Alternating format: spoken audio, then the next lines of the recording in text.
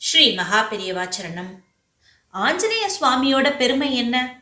சஞ்சலத்தன்மைக்கே பேர் போன கபியா அவர் இருந்தாலும், மகா பலசாலியா இருந்தாலும், மனசுல கொஞ்சம் கூட சலனமே இல்லாம, சஞ்சலமே இல்லாம, மனசை அடக்கி, புலன்களையும் அடக்கி, இந்திரிய நிகிரகம் பண்ணி, சரீரத்தையும் மனசையும் ஸ்ரீ ராமச்சந்திர மூர்த்தியோட தொண்டுக்கே அர்ப்பணிச்சு அடிபணிஞ்சு இருந்ததுதான் அவரோட மகிமை.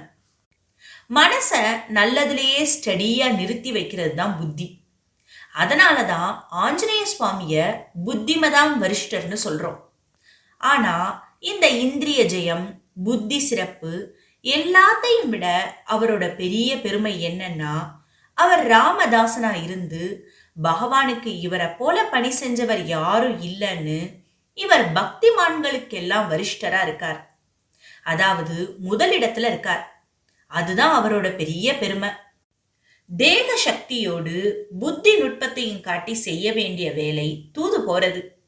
அந்த தூது போற வேலையை ரொம்பவும் சிறப்பா செஞ்சு சாட்சாத் சீதாராமருக்கே துக்கத்தை போக்கி பெரிய நம்பிக்கையையும் உற்சாகத்தையும் கொடுத்தாரே, அதுக்காக தான் அவரை தலை வணங்கி பிரார்த்தனை பண்ணணும். ஸ்ரீராம தூதம் சிரசா நமாமின்னு பாதத்துல விழுந்து நமஸ்காரம் பண்ணணும். ஸ்ரீ மகாபெரியவாச்சரணம்.